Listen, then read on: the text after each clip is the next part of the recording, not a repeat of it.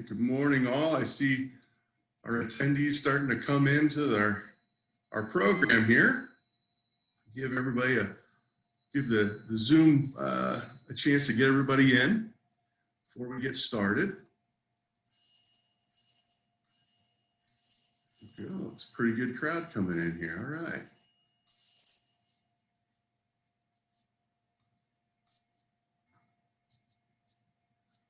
Great.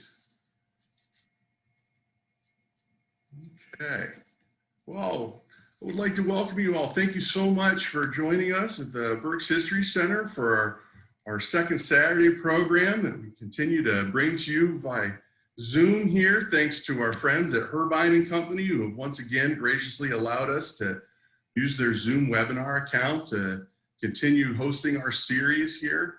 I just have a few announcements today before our main program. Introduce myself to those who may not know me. My name is Benjamin Neely, and I'm the Executive Director of the Berks History Center. It's my pleasure to welcome you and serve as host of the program today. And we'll start off at the top with just a few announcements here at the History Center. A couple of things we have going on let's see here, October 14th and 15th, just next week.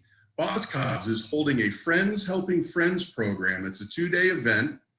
And we are registered with the Wyomissing location at the Berkshire Mall, or you can support us online. And the way the program works is on those 2 days, if you make purchases and let them know at checkout that your purchases are going to support the Berks History Center, and they probably have us listed as the Historical Society of Berks County, but you let them know that your purchase is to support us, and you're going to get 20% off.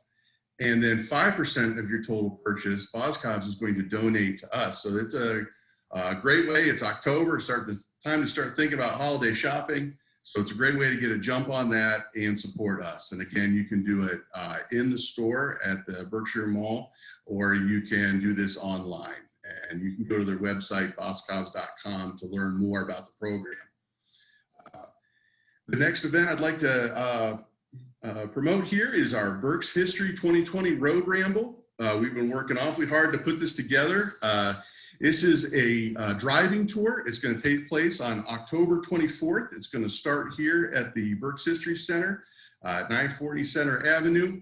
You'll actually pick up packets if you register the day of the event at our library building over at the Henry Janssen Library. In that parking lot, we're going to set up as a drive-through where you can pick up your packets and start your tour.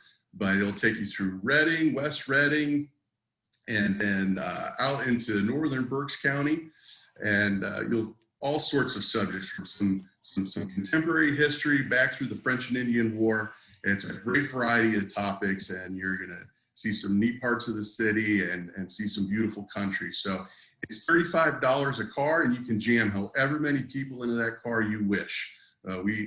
We'll be impressed. Maybe we'll make a contest on the most people jammed into a car here, because we will have some contests here for some prizes during the event. We're going to try and make it as fun as possible, but we were looking to create an event that sort of fit the time and restrictions that we're living in right now. And we thought this might be a great way to do that. And we're going to be wrapping up the program at Kaufman's Barbecue Restaurant. And if you wish, you can purchase a chicken dinner through the History Center. It's $15 for adults and $12 for children. If you'd like to do that, you get a quarter chicken, potato side, I think some coleslaw. And the deadline to order that is October 22nd. But you can just give us a call, 610-375-4375, or you can go online at berkshistory.org to find more information and register. But operators are standing by Wednesday through Saturday from 9 to 3. Just give us a call here and we can get you set up with joining us on the tour.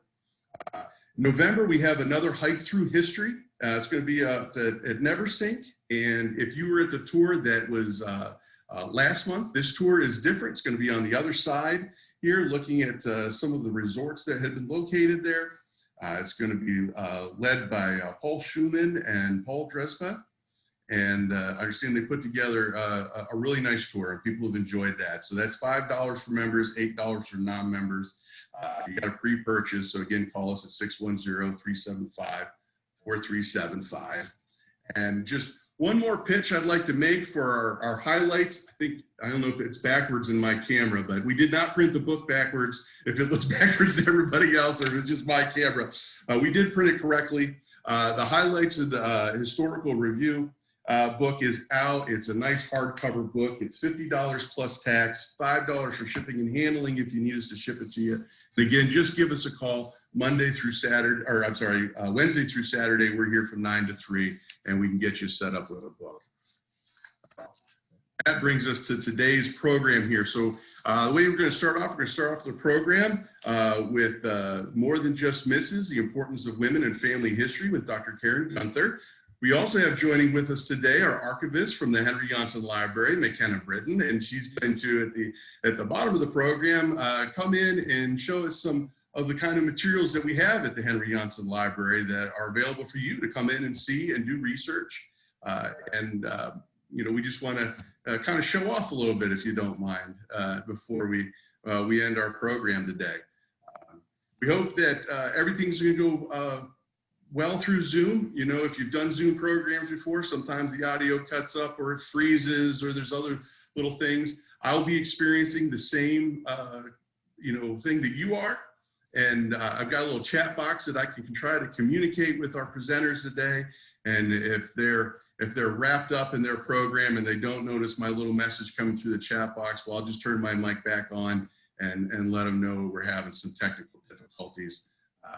Hopefully we were able to power through without any issues here. So without further ado, let's start our main event. I'm going to give you Dr. Karen Gunther for More Than Just Mrs., The Importance of Women in Family History. Take it away, Dr. Gunther. Okay, let me get this, try to see if I can share the screen.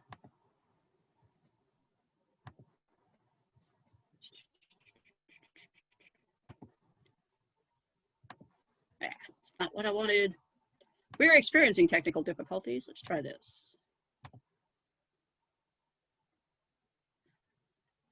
Okay, Ben, let me know if you don't see anything. If I don't hear from you, I'm figuring everything's okay. I can see it, looks great. All right, sounds good. All right, today I'm talking about More Than Just Mrs., The Importance of Women in Family History.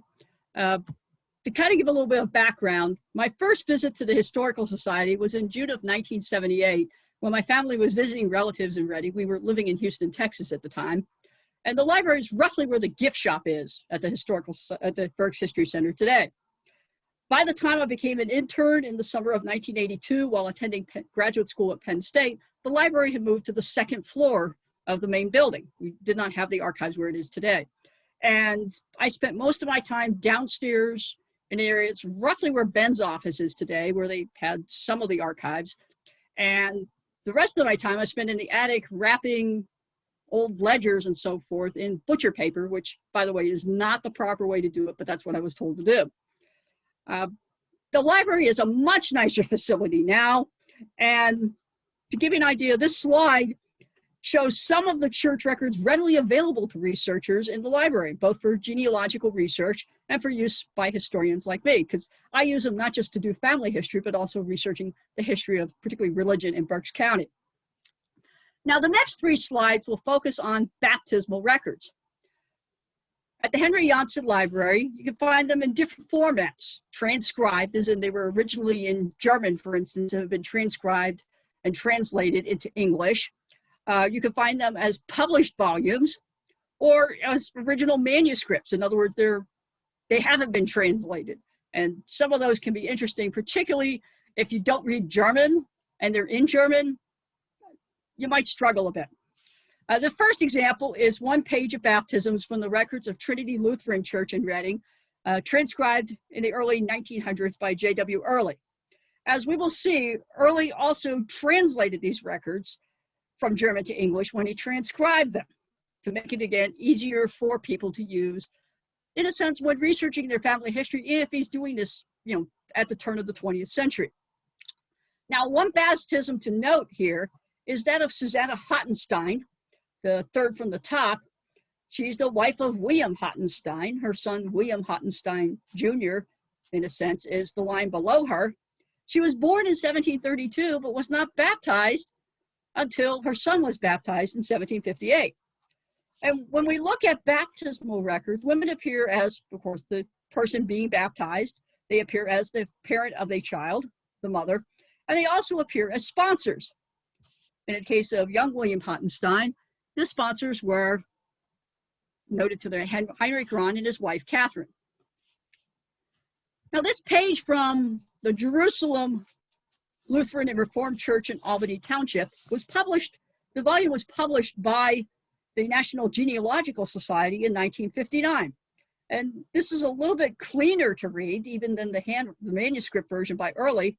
It has the name of the child in the left column, the birth and baptismal dates in the middle, and then the parents and sponsors in the far right column, with the sponsors kind of in italics.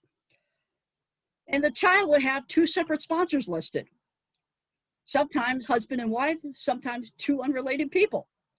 Daniel Schumacher, who was an itinerant Lutheran minister and frock tour artist, I believe we may be seeing one of his frock tours or Tofshines later. He made Tofshines for the children he baptized, and he would be one of the ministers at the Lutheran Church around this time. The last example we have here is written by the minister, whose handwriting really isn't all that bad, but given my students, current students' ability to read cursive, they would find this to be a bit of a challenge because, again, it's in cursive, not printed like the previous example. This is from Zion's Reformed Church in Reading, which closed in September of 2010. Line 59 is my father, line 60 is his cousin Gene. But the person baptized, again, is the far left column. Then you have the names of the parents, the dates of birth and baptism, and then the identity of the sponsors, sometimes just by parents, mother, grandmother. Sometimes you give a name, such as the third from the bottom. But one thing that's particularly noteworthy about all three of these registers is that you don't have the maiden name of the mother, which if you are researching family history again, it's important to know the mother's maiden name because you can go further back on her line. Sometimes, especially in the 18th and 19th centuries, the child's middle name was the mother's maiden name. That did not transfer much into the 20th century. Now, the next two images are from the burial records at Trinity Lutheran Church and also were transcribed by J. Derwent Early. And this is where I could say they were definitely translated from German to English. The first of these images is from 1775, and some of the burial records have this degree of detail. Others, it just states, the person died, and this is what they died of and how old they were at the time. In this particular case, Mary Margaret Kost, who was the wife of Martin Kost, it includes where she was born, when she was born, the names of her parents, the names of her husbands, she married several times, the number of surviving children, and her cause of death, a stoppage of the lungs, pneumonia. And she was sick 15 days before she died on October 2nd of 1775. And then from 1793, this burial record of Catherine Bloch, a widow, again, it lists her different husbands and so forth, where she was born, what her maiden name was, and the name of her sponsor, which when she was baptized, which was not in the previous burial. In this case, Anna Catherine, unmarried daughter of Albert Franz. And then she was married in 1750 first, and then second, tell how many children she had born to them and so forth. And she died on November 2nd of a fever at the home of her son-in-law, Conrad Geist. Now, the fever in 1793, in all likelihood, was probably the yellow fever or malaria. And there was an epidemic in southeastern Pennsylvania at this time that spread to Reading. And there are several burials in Trinity Lutheran Church records that refer to people dying of the fever. And it's kind of like the epidemic, which mostly was centered in Philadelphia, actually made its way up the Schuylkill to Reading. Now, next we take a look at tax lists. These two examples are from 1779. They're published in Pennsylvania Archives, which is a series of volumes of Pennsylvania records dating back to the founding of the colony into the early 1800s. Manuscript copies, by the way, of these tax lists are available at the Historical Society of Berks County, at the Henry Janssen Library. I just remember when I first researched them back in the 80s. And the difference, again, is these were printed, those were handwritten, and sometimes their handwriting is rather difficult to read. The one on the left is from Alsace Township. The one on the right is from Bern Township. One thing to note is that generally, women did not hold property during this time, but if you pay taxes, you own property. And so you have Catherine Yost, Salome Leinbach on the left side in Alsace Township, Barbara Yoder in Bern Township as property owners paying taxes on that land. Sometimes the women were just identified as widows, like Widow Leibrandt on the left, Margaret Kaufman, widow, on the right, William Cleese's widow on the right. And depending again on how wealthy your husband was, you may not have a whole lot of property, like Salome Leinbach had hardly any property, but she still had something that she had tax value to it. And so because these are property related, it breaks down how many acres you own, how many horses, how many cattle, what your tax was. In the case of Hannah Keller in Alsace Township, she owned a slave, a Negro. By the way, if you notice on the Bern Township one on the right, there are a couple of people who have Tory beside their name. These were not loyalists. These were Amish, Mennonites, Dunkards, Quakers, people who did not pay taxes in 1779 because the tax levy that year was specifically designed to support the war effort. And Quakers, Mennonites, Amish, the Anabaptists did not support war, and therefore they refused to pay the tax that year. What happens, they generally were fined, in prison. It wasn't good for them. Now, newspapers are also good sources of information about women in your family history. And the Henry Janssen Library does have a really nice collection of Reading and Berks County newspapers dating back to 1789. This first example is actually from a Lancaster newspaper related to Susannah Cox. A similar account would have appeared in the Reading Adler, the main German language newspaper in Reading at the time. For those of you who aren't familiar, Susannah Cox was tried and convicted and executed for killing her baby. And in fact, this is an event often reenacted at the Kutztown Folk Festival when they hold them. This next article from the Kutztown Patriot talks about the reception following my maternal great-grandparents' wedding. And I stumbled across this and read the list of gifts to my mother, who currently lives with me. And when I started reading off the list, she goes, And I asked her, what are some of these things? And I got to cake stand. She goes, I have that cake stand. Sometimes, though, newspaper articles reveal information that has been hidden from family history. And this example tells the story of Mamie Yeager's death. Mamie Yeager was a sister to my paternal great-grandmother, and my paternal grandfather found her body. Now, none of the stories I had heard from family history, and talking to my grandparents and so forth from my father's family, ever mentioned Mamie. They referred to my great-grandmother being one of 5 sisters, when there were actually 6 or 7, depending on whether you count the twin who died at birth. They never included Mamie. Her name was never mentioned. And in this particular case, her husband had died the previous fall. He basically died of a heart attack in church, and she had no children. She was so distraught over her husband's death that she ultimately killed herself. She hooked up the hose to the gas stove, put it in her mouth, and my grandfather was actually living with her at the time. And according to the newspaper article, he had gone out with his mother and aunt to see a play, came back home, found that she was dead, immediately called for help, and that was that. And nobody ever talked about her again, because I guess these are the things you generally do not talk about when you talk about your family. Now, letters are also valuable sources of information for women in your family, and the Henry Janssen Library does include correspondence in its collections. These two letters were actually written by my grandmother. The one on the left provides a bit more information regarding what we were searching in June of 1978, some of it accurate. She says her mother's father was a bricklayer and miner. He actually was a plasterer, according to all of the census records and according to his death certificate.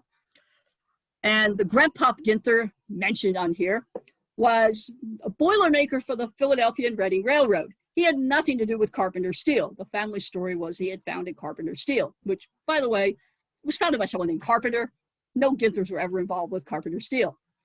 The letter on the right was in response to a questionnaire I had sent her in September of 1979 about the women's liberation movement, that we had this assignment in the class to contact our oldest living relative and get their views on women's liberation. And she basically said, I'm not answering, I'm not talking about it. I've been married 50 plus years. Don't bother me with this. So I take this response to my professor and I'm going, I can't do this assignment. And I asked her, can I do a family history of the women in my family instead? It was okay with her. And then my grandmother provided additional information in subsequent letters and phone calls about the women on her side of the family. And then my mother's father provided on his side of the family and so forth.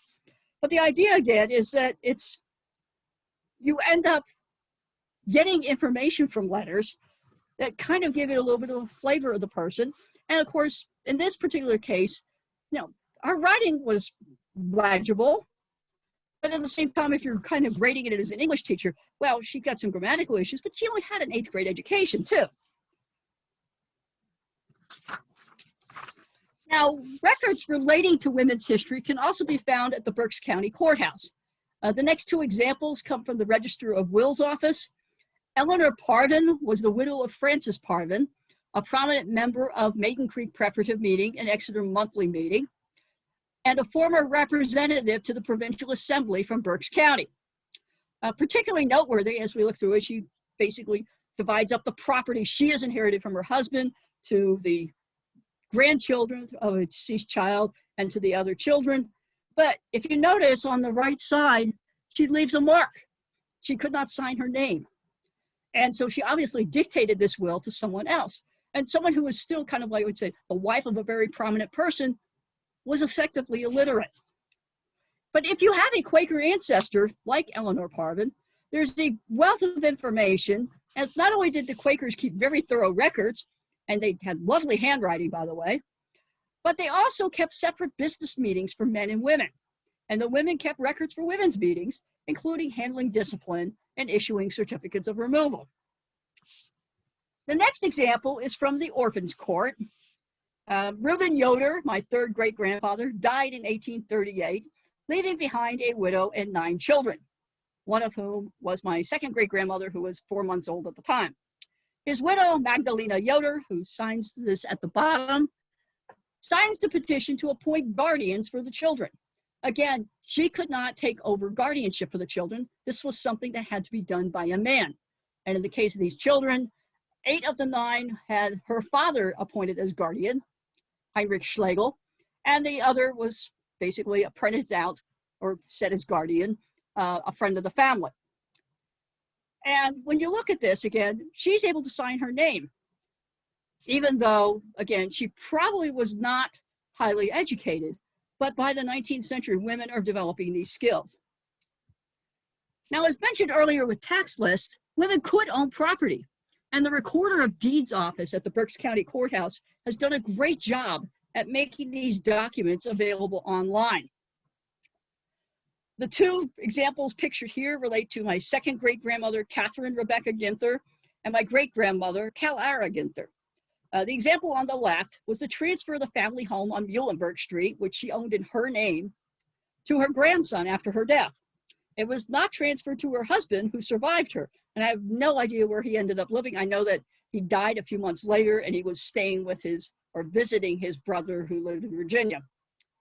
The example on the right is my great-grandmother's purchase of the family home at the corner of 13th and Robinson Street.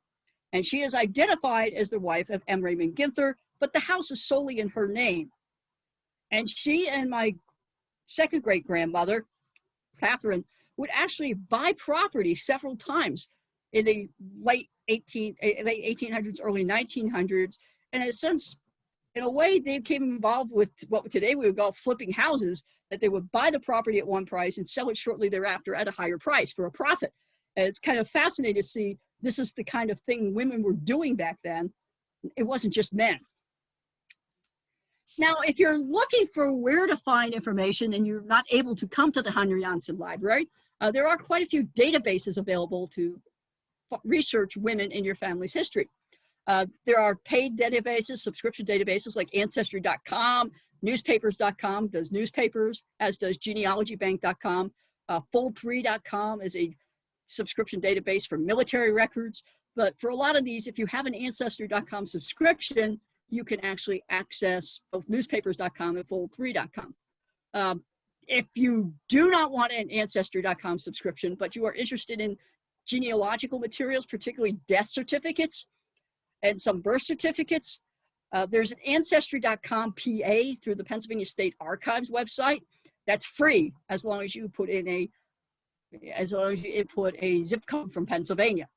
So you can kind of skirt if you don't live here. But anyway, FamilySearch.org is the database that's basically handled by the Church of Jesus Christ of Latter-day Saints, or the Mormons. And that, again, is free. That's what I recommend to my students as they're doing their family history research projects, because it doesn't cost them any money. And it provides you with access to various types of church records, census records, etc. Basically anything they may have available at the LDS libraries or stakes throughout the country, you can find it on FamilySearch.org. And they also have access to textual materials like county histories and so forth. Archives.gov is through the National Archives. It's also free. And it's a good place to go for census records, particularly the 1940 census, and as well as military records. Because one thing, especially after 1850 with the census records, that it actually identifies people by name. And you could find out who the women were in the family. And you could almost trace what happened to them every 10 years. Unfortunately, if they died in between, you lose them, but that happens with men as well. Now, the final couple of things I'd like to talk about are there are volumes, there are reference materials in a sense, where you can get additional information on how to research your family history, focusing particularly on your female ancestors. The volume on the left, The Genealogist's Guide to Discovering Your Female Ancestors, it includes a discussion of sources created by women, created about women, focusing mainly upon correspondence, journals, diaries, etc. And it also includes an overview of women's legal rights, which evolve over time. Again, women could not be the guardian if the father died, that it had to be a male person, that it had to be generally a relative who would serve as guardian for the minor children. By the 20th century, this changed a bit. When my great-grandfather died in 1906 at the age of 28, the guardian for my grandfather and his brother was actually the Berks County Trust Company. I have no idea what involvement they had, but anyway, it's not like he had a huge estate to deal with either, because they had to sell the farm to pay his debts. The hidden half of the family, the volume on the right, is organized by state. And for each state in the United States, it provides a timeline of legislation related to women's rights, along with a bibliography of women's history. It's something that, again, kind of gives you an idea of where to look for more information. And one thing about the volume on the left, too, is it includes a case study of how to research one specific female ancestor, and where you could get all kinds of details about this person's life, you know, starting with their baptismal record all the way through their burial record. You know, where can you find them in the census? Where can you find them in property records? Where can you find them in orphans court records and wills, etc.? Because they are also people who are named in wills as inheriting property. Often wills, particularly from the 1700s, when the father died, for instance, and the property was inherited by one of the sons, there would be provisions made for taking care of the mother if she was still alive, that she would get the best room in the house. And it would identify specific pieces of furniture that she would have in her room, that she at least had a bed and a chair. It may not be anything as luxurious as today, certainly not as luxurious as some of the nursing home facilities we have, but at the same time, you made provisions for the mother. And it's also a sign of how well the family got along as to which son she ended up staying with. So that's the extent of my portion, and I'm going to pass it on to McKenna.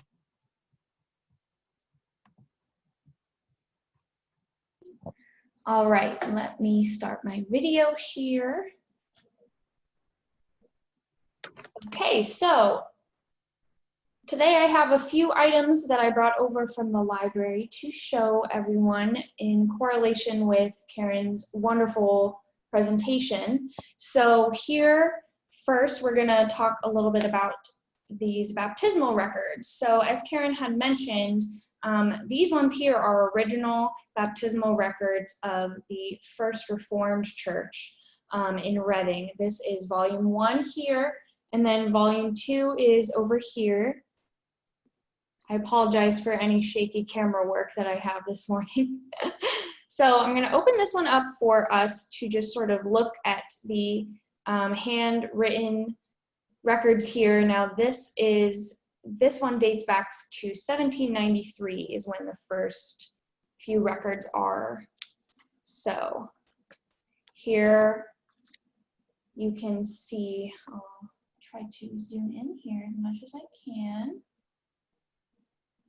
This is indeed, this one here is not in German, but the other booklet, volume 2, has the German writing, but it has the names, the dates, parents, sponsors, and it just sort of flips over like that. So these ones date back, as I said, to 1794. And then I'm gonna pan over here to volume 2, which you can see the title page there is in fact in German.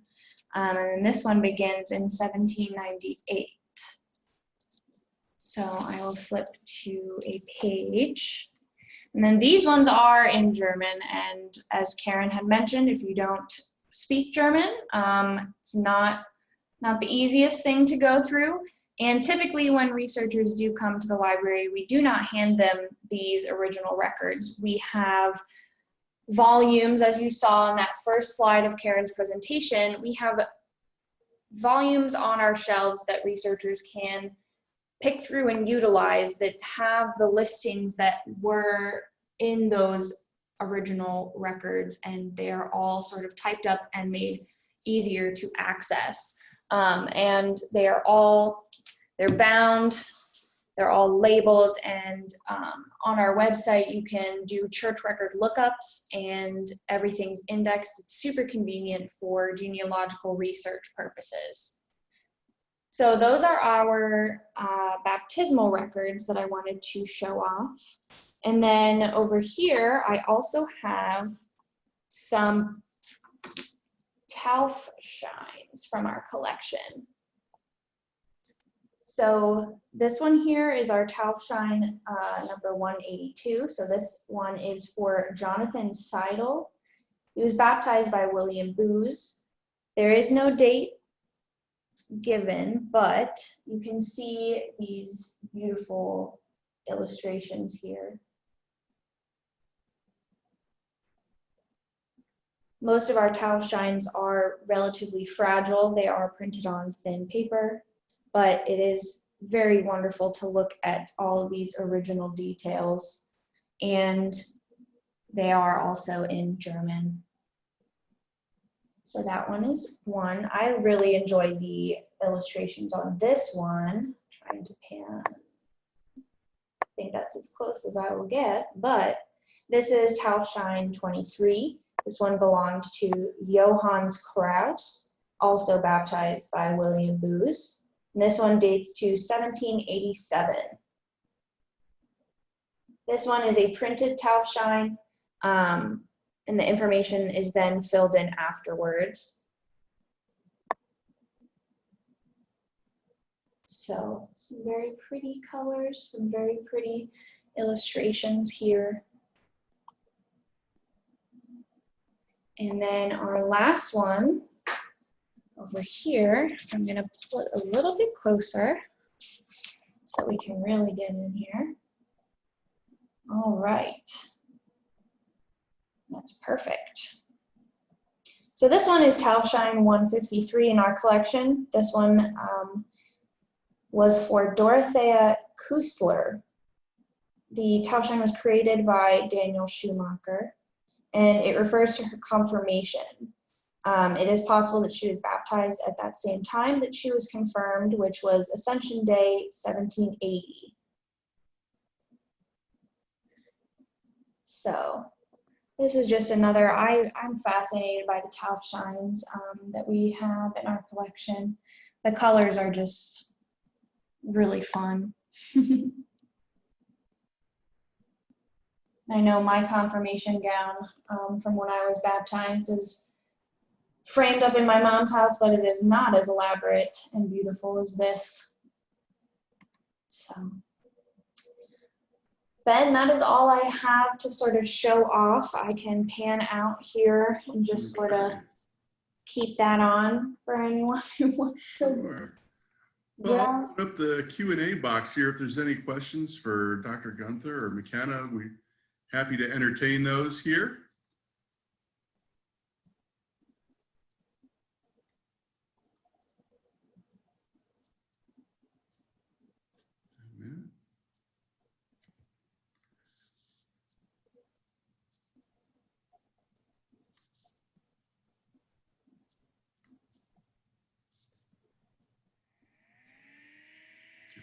See if there's any questions. Here we go. Some questions coming in. Is there a catalog or a collection of the factors that one can browse? I could say yes. One of the things I did when I was an intern back in 1982 was go through all of the Taufscheins and put together a catalog that has the, what I would call the genealogical information, whether it's the, name of the pastor, name of the person, name of the parents, etc. It's all broken down, and there is a guide in the Henry Janssen Library. In fact, I used that with pointing out which Taufschein you should try to pull for the exhibit here. Yeah. Also on our website, so berkshistory.org/library, we have a collection search bar there. Right now, the drop-down bar doesn't work for you to select the Taufschein collection, but if you do just put in the keyword Taufschein or the name of whoever you are looking for, it should pop up with that catalog information. And we do like digital scans of those items, and you're also more than welcome to come in and see us, and we can pull those for you to look at. Right now we are open by appointment only, but we'd be happy to see anyone who wants to come in and look at some of the items we have. Good. On our website, we have somebody asking about our church records available on our website. The index, is that, I know we were having some trouble with some of those indexes. Is that available right now, the index? It is available. I'm not sure. It should be mostly working fine. Okay. I think that our issues are more internal than anything else right now with that database. But if you do the church record lookup, I believe you end up printing it out, mailing it in, and we will pull those and send you photocopies through the mail. So, but yes, the church record lookup search does work online right now. Okay, so you can find that. And if you get under the tab, there's a library tab that you can pull down and get access to what you need to be able to do that there. Let's see here. I have another one here. To date, I have worked with the transcribed church records for my CG portfolio. Is it possible to access the originals on hand? So it depends on what church, if you're speaking of like specifically the First Reformed Church, we could have you come in and look at them. We don't allow photos to be taken of them, so it would be a separate fee for us to make, to scan them in. Also, the collection itself is not yet processed, so that adds into some issues on our end, which it hurts to say. But typically we don't allow researchers to handle unprocessed collections, just because we don't fully know the extent of what is in that collection. But if you want to send an email, we can figure that kind of thing out. It can be a case-by-case basis at many times. So my email is mbritton@berkshistory.org if you do want to try to talk it out with me and see if we can set you up with an appointment.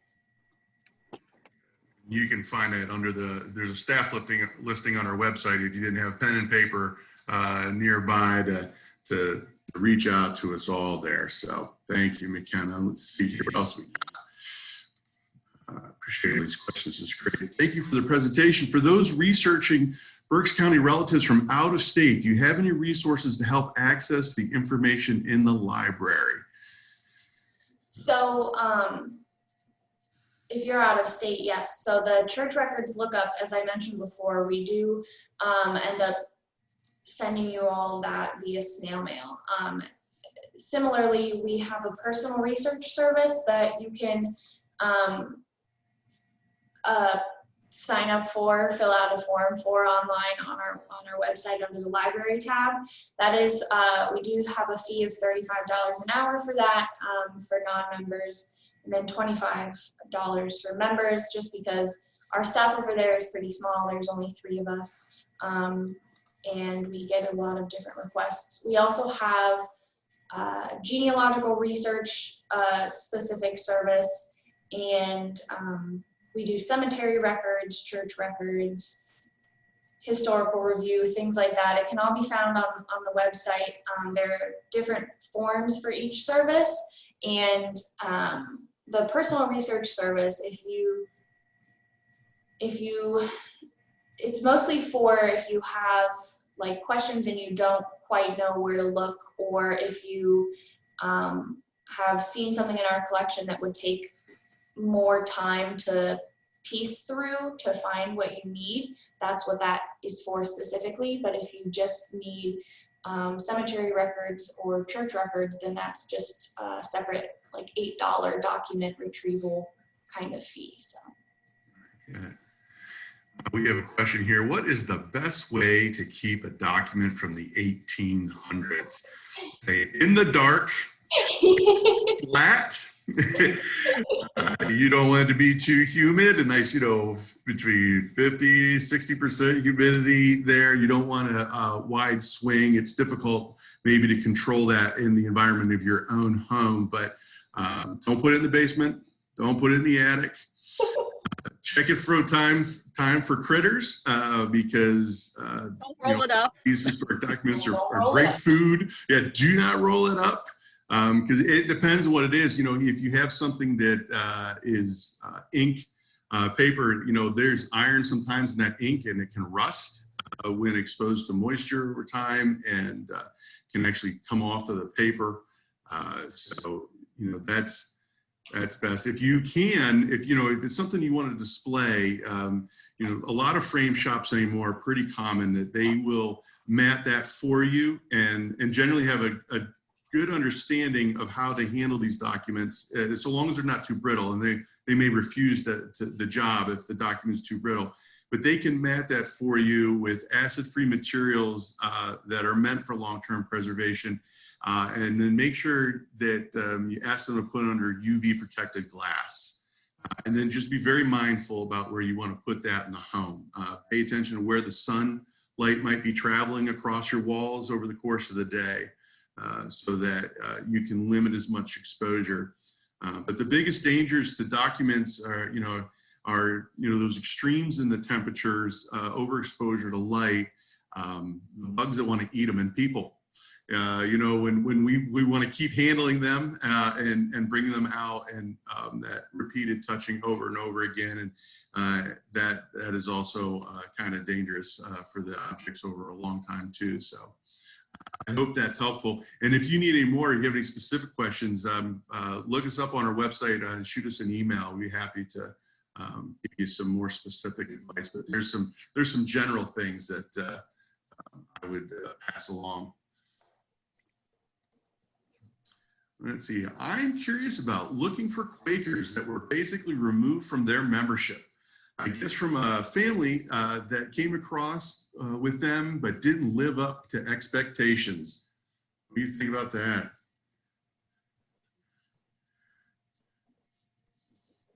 Well, if they're in Berks County, in all likelihood, they kind of hid, because if you're looking at the 18th century, in particular the 1700s, there weren't a whole lot of other church options. There weren't any Anglicans, for instance, at least not until except for at St. Gabriel, what's now St. Gabriel's. And you didn't have Baptists back then, except in Cumberland Township. There was a small Baptist congregation. But other than that, once they left, they're pretty much ignored in a sense. They might have actually started going to one of the local Lutheran or Reformed churches, even if they didn't understand the language. And of course, if your last name happens to be Boone, because one of the people who got disowned for his children marrying outside the faith was Squire Boone. His wife, Sarah, by the way, was still in good standing. And when the family moved to North Carolina, she had a certificate of removal with her from Exeter meeting. But it's really hard if there were Quakers that came over and were kicked out. It's really hard to find out what happened to them, unfortunately. If they stayed in the Quaker fold, and just because you were disowned doesn't mean you couldn't come back later. So they would actually allow you back in if you kind of, in a sense, confessed your sins. And it's okay, sounds good. And the thing is, they would actually have people who supported the war and said, I'm sorry, I made a mistake in doing that. I didn't mean to pay that tax. And they would welcome it back in because you at least acknowledged that you had made a mistake.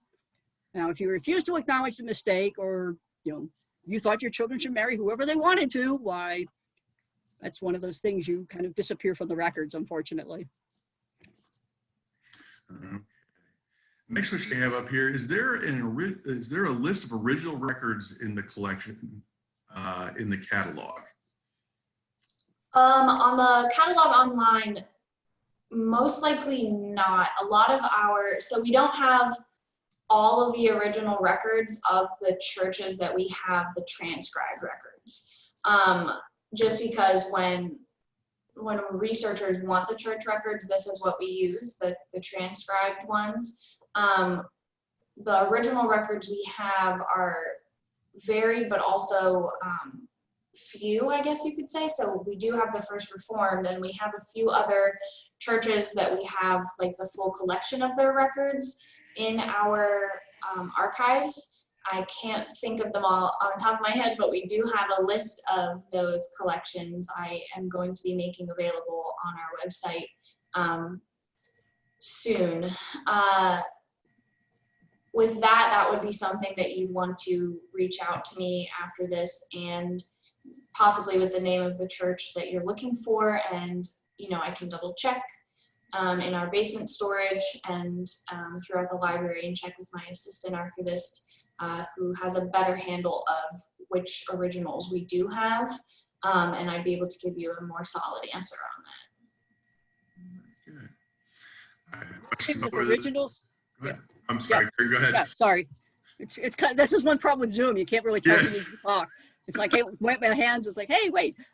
One thing about original records too, if it's a more or less an established church like the Lutherans, the Reformed, you might find the originals at denominational archives, like the Lutheran Archive Center in Philadelphia or the Evangelical and Reformed Historical Society in Lancaster, and then copies of them are here in Reading at the Henry Janssen Library. So if you really want to see the originals, you might have to do a little bit of traveling outside Reading.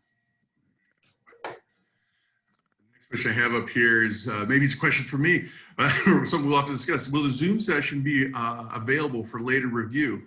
I did notice that we're borrowing Herbine and Company's account here, and they have an auto default set to recording. Go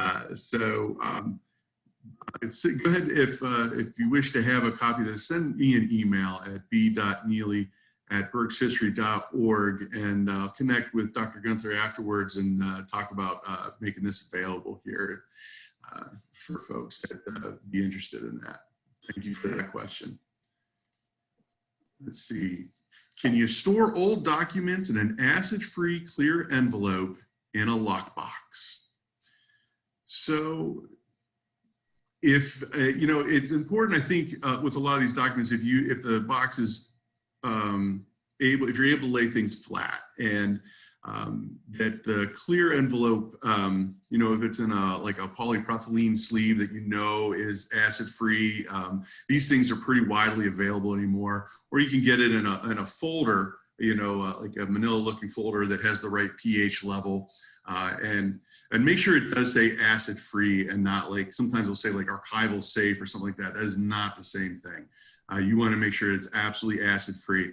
And then your lockbox, if it's a metal lockbox, you know, don't put it, sometimes these things are in these beautiful looking wood boxes that have this great felt liner and things like that. And it's just, you're just putting this thing that's food for pests in a container that's food for pests, you know, and you have to worry about the off-gassing of all these other materials and the wood and the felt, the dyes that were used, all these things. You want this lockbox to be as simple as possible. So if it's a good sized metal box that you can lay it out and you're confident the envelope is acid free, you can definitely do that. And then it's still important about where that box is located.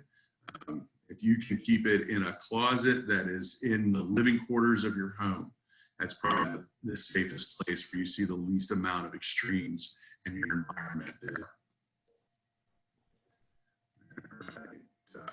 Here's a question here. Can I come anytime to do research, and anything I should know before I arrive? And that reminds me that it is National Archives Month here. So yes, you can come in and do research in person. So we have reduced hours right now. We are open from 9 to 3, Wednesday through Saturday. And we do require appointments to come. And part of that is we need to be able to plan. So we have to control capacity in our facilities. And we also need to get an understanding of what you're here to research, so we can have records pulled for you in time, be prepared for you. And also it's necessary as part of the safety protocols that are recommended to us by different bodies that we quarantine materials for a certain amount of time after they've been viewed by a researcher. So in order to keep you safe, we want to make sure we're presenting materials to you that have not been viewed and handled by somebody for an extended period of time the day before.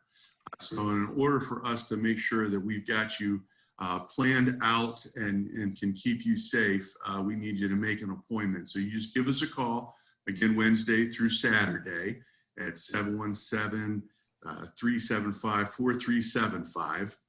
It's hard from, with cell phones, I don't remember phone numbers anymore, but I got ours down.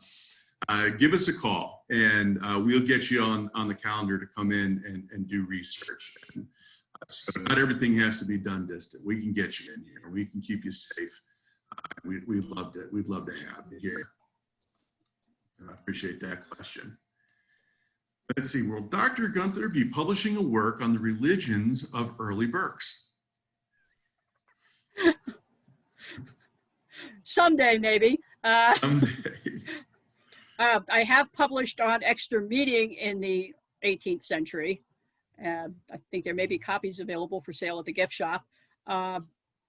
That's a long-term project that I've been working on for years and haven't quite finished yet. I've been distracted by other things, but ideally, yes. Okay. All right, our next question is, Karen, you had mentioned the church denomination archives. Do they provide access to records? Yes. You have access, yeah? I believe so. You may have to contact them to find out their hours. Some of them may not be open right now. To give you an example, when Zion's closed in September of 2010, my family grew up in that church, and I actually was at the last service, and the minister was talking about, you know, what's involved with closing a church. That it's not just turning over the keys to the new owner, but in this case, it was almost 130 years worth of records. And what do you do with them? And apparently the Evangelical and Reformed Historical Society has rather a nice set of guidelines on what to do with them. Don't just bring them here. We want them organized. And he's saying, but I'm sure there's a historian in the congregation right now who will help me out. And I'm going, oh my God, I've been called out. And so I actually picked up some of those records that November and got some more in the fall of 2013. They were supposed to be delivered to Lancaster this year, but, well, COVID happened. So I actually still have them here at my apartment, taking up space in the living room and dining room area and the garage. the stuff that's not important is in the garage, because I know that that's definitely not climate controlled like the apartment is. But the idea again is that it's hard to handle some of this stuff, because there are some things like, really, do we really need all this? I've come across some photos. I'm kind of just like, do I save this or not? Not necessarily because I don't know who's in it, but because I don't know who's in it, but of what's in the picture. It's one thing to have photos of confirmation classes, for instance. Those are definitely worth saving, but photos of some activities that today we could consider, shall we say, improper. That's the kind of stuff you, as a historian, you have to look at. It's like, is this important to the church's history? And that's one thing when you look at these collections is, I've totally forgot what the question is now. But the idea is, again, when you're looking at collections, and they'll find this when they start working with the First Reformed records, is that you can find so much information out there. And it's nice to get your hands dirty, literally, with some of these records. But at the same time, sometimes they're so fragile, you want to wear gloves to protect the records and to protect your hands.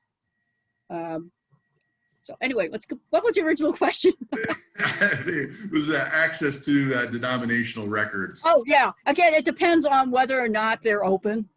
So, yeah. And if you're looking for something from Zion's Catch, contact me, Karen Gunther without the R at mansfield.edu, and I can help you out because I've got them here. Okay. Let's see here. I really hope future Saturday sessions will be via Zoom post-COVID for members and supporters out of state.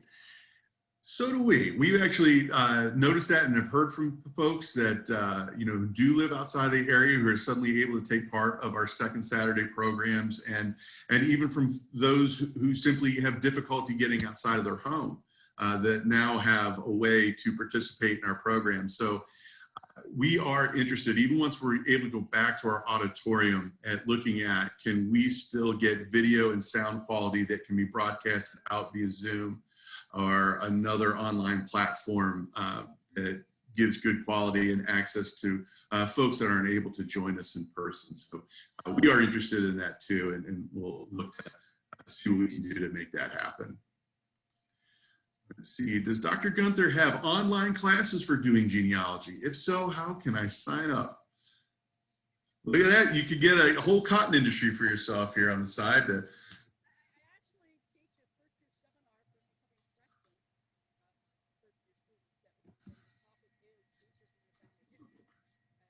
I don't know, I've lost sound here. Is it just me?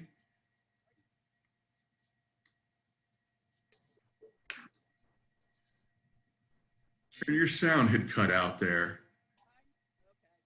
I can hear you just a little bit. I'm not sure what happened.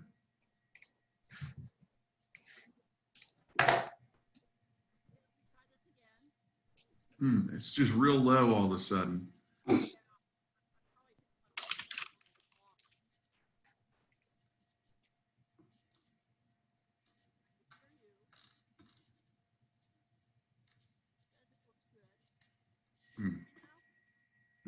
Just barely. I mean, I know you're talking, but I can't just barely hear you.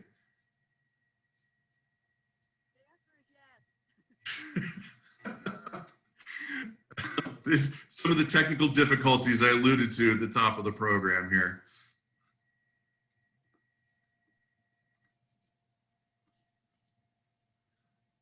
Let's see here. I can go to the next question here. It was, can you tell us more about the new book for sale that you mentioned for $50, highlights in the history of Berks County? Well, I sure can.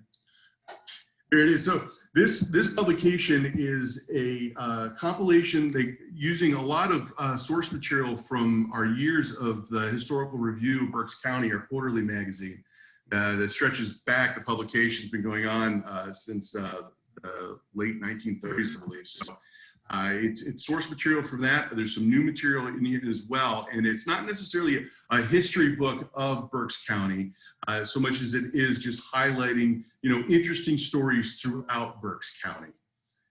So it's actually a limited series. There was only 200 of these published. So they're a 200 numbered series.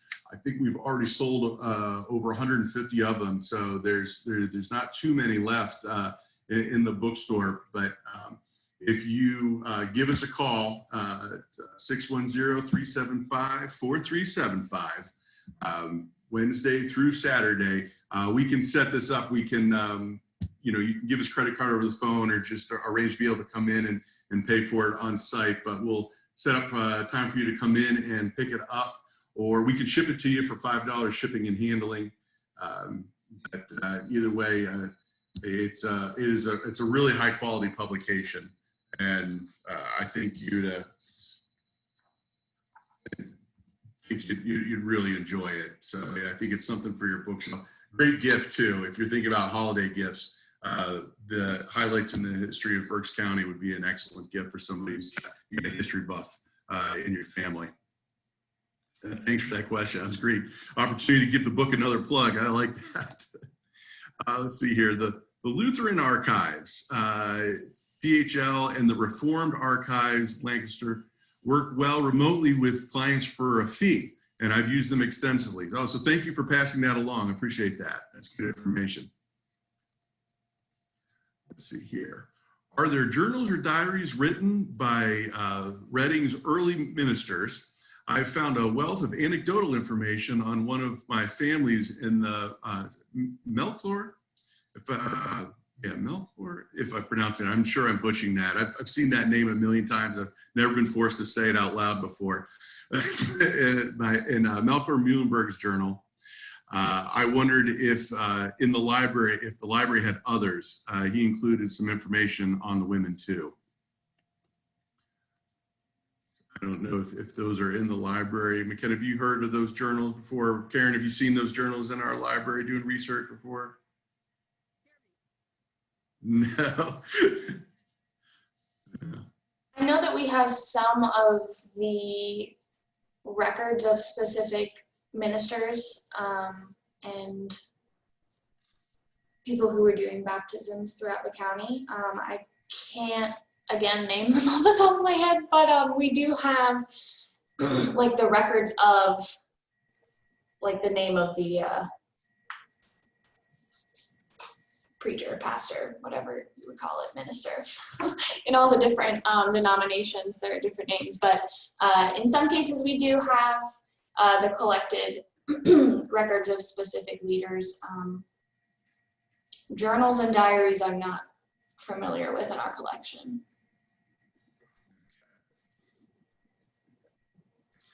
And let's see here. Let's see, I appreciate this very much. I'm in Philadelphia, Flag House chapter of the DAR, and learned about this from Floyd Turner, who sent me the information. I'll share with my DAR chapter members. Thank you. And look forward to receiving messages about future meetings. That's great. I'm so glad that you're able to join us here. Let's see here. Let's see here. It'd be great if BHC taught online classes for a fee. I bet you'd have many experienced people volunteer to help teach. Yeah, I agree. That's something we should probably look and see if we can't do. So appreciate the suggestion. That's very nice. Okay, that brought me to the end of our questions here. So I'm sorry the sound cut off for Karen. I'm glad it happened at the end as we started to bring it home and not at the beginning. But I thank everybody who's joined us today. Really appreciate you joining us. It's wonderful to have an audience. Sorry we can't hear you. Karen and McKenna, I'm sure there was uproarious applause and everyone came to their feet. I have no doubt about it. I will bring this meeting to close. I'm going to close this window here. I'm going to bring the meeting to a close. Wish you all a chance to enjoy the rest of your weekend and release everybody back into the wild. Take care, folks. We'll see you next month for another Second Saturday program.